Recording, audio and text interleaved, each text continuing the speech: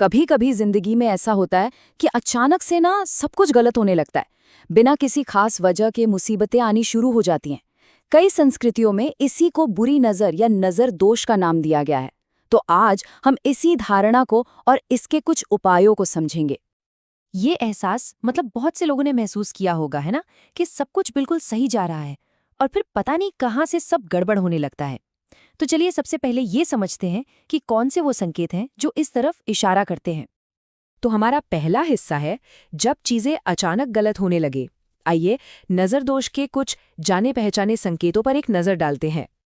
देखिए, सोर्स के मुताबिक इसके कुछ क्लासिक लक्षण हो सकते हैं, जैसे अच्छा भला चलता हुआ काम अचानक से रुक जाए या घर में बिना किसी बात के झगड़े होने लगे। कभी कभी परिवार का कोई सदस्य बार बार बीमार पड़ने लगता है। करियर में लगातार रुकावटें आना भी इसी का एक संकेत माना जाता है। तो सवाल ये है कि आखिर ये नजर दोष है क्या? असल में ये जो धारणा है, ये ऊर्जा और ईर्ष्या यानी एनर्जी और जेलसी की एक बहुत ही दिलचस्प थ्योरी पर आधारित है। तो इसका मतलब क्या हुआ? देखिए, नज़र दोष को ना एक तरह से एनर्जी का क्लैश माना जाता है। मान्यता ये है कि जब कोई किसी की तरक्की से या खुशी से जलता है तो उसकी वो जलन, वो ईर्ष्या एक नेगेटिव एनर्जी बनकर सामने वाले की अच्छी भली पॉजिटिव एनर्जी को डिस्टर्ब कर सकती है। और इंटरेस्टिंग बात यह है कि इस कॉन्सेप्ट के हिसाब से हर इंसान के अंदर पॉजिटिव और नेगेटिव दोनों तरह की एनर्जी होती है। प्रॉब्लम तब शुरू होती है जब किसी की ईर्ष्या उसकी नेगेटिव एनर्जी को इतना पावरफुल बना देती है कि वो किसी के जीवन में मुश्किलें पैदा करने लगती है। तो ठीक है, अगर ऐसी नेगेटिव एनर्जी से निपटना है तो फिर कैसे? इसके उपायों में एक खास दिन यानी शनिवार का बहुत ज्यादा महत्व बताया गया है। अब ऐसा क्यों? इसका कल्चरल और स्पिरिचुअल कनेक्शन शनिदेव से जुड़ा है, जिन्हें न्याय का देवता माना जाता है। इसलिए ये विश्वास है कि शनिवार को जो उपाय किए जाते हैं वो नेगेटिव असर को दूर करके एक तरह से न्याय दिलाते हैं। और इसी वजह से नज़र दोष से जुड़े ज्यादातर उपाय शनिवार को ही करने के लिए कहा जाता है, ताकि उनका असर सबसे ज्यादा हो और किस्मत का, सौभाग्य का रास्ता फिर से खुल सके। चलिए अब कुछ प्रैक्टिकल उपायों की बात करते हैं। सबसे पहले काम और करियर से जुड़ी जो मुश्किलें आती हैं उनके लिए क्या किया जा सकता है।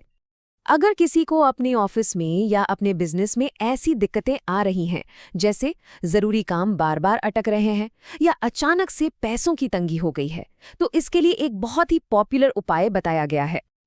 अच्छा, ये उपाय तो पक्का कई दुकानों और ऑफिस के बाहर देखा होगा, है ना, नींबू और मिर्च वाला। तो सोर्सेस के हिसाब से ऐसा माना जाता है कि इन्हें लटकाने से जो भी नेगेटिव एनर्जी होती है ना काम की जगह पर, वो दूर हो जाती है। इसे शनिवार या मंगलवार को करना सबसे अच्छा माना जाता है। कामकाज के अलावा नज़र दोष का असर घर और परिवार पर भी बहुत गहरा माना जाता है। तो चलिए अब घर की शांति और सुरक्षा के लिए जो उपाय बताए गए हैं उन पर ध्यान देते हैं। ये उपाय खास तौर पर किसी एक व्यक्ति के लिए है जिसे लगता है कि उसे नज़र लगी है। मान लीजिए परिवार में कोई लगातार बीमार है या किसी का काम में बिल्कुल मन नहीं लग रहा है, तो उसके लिए ये खास तरीका बताया गया है। इस उपाय में हर स्टेप का अपना एक मतलब है। आटे का दिया, उसमें काले धागे की बत्ती, अंदर रखी 2 लाल मिर्च, फिर उस दिए को उस इंसान के ऊपर से घुमाना। माना जाता है कि ये पूरी प्रक्रिया उस नेगेटिव एनर्जी को सोख लेती है और फिर उसे बहते पानी में छोड़ देने से वो हमेशा के लिए दूर चली जाती है। अब किसी एक इंसान के अलावा अगर पूरे घर की एनर्जी को साफ करना हो, उसे एक तरह का प्रोटेक्शन देना हो, तो उसके लिए भी कुछ तरीके बताए गए हैं। ये 3 उपाय बहुत कॉमन और असरदार माने जाते हैं। पहला, मेन दरवाजे पर नजर बट्टू लगाना। दूसरा, पूरे घर में कुछ दिनों तक गंगा जल का छिड़काव करना। और तीसरा, लोबान जलाकर उसका धुआं घर के हर कोने में दिखाना। इन सब का एक ही मकसद है, घर से नेगेटिविटी हटाना और एक पॉजिटिव माहौल बनाना। तो इन सभी उपायों का निचोड़ क्या है? इन सब के पीछे जो बेसिक आइडिया है वो एक ही है कि कुछ खास चीज़ों और एक्शंस का इस्तेमाल करके नेगेटिव एनर्जी के असर को ख़त्म किया जा सकता है और ज़िंदगी में बैलेंस और अच्छी किस्मत को वापस लाया जा सकता है। और आखिर में एक सोचने वाली बात कि ये मान्यताएं चाहे किसी भी कल्चर की हों, ये हमें ईर्ष्या के डर और सुरक्षित महसूस करने की हमारी गहरी मानवीय ज़रूरत के बारे में क्या बताती हैं?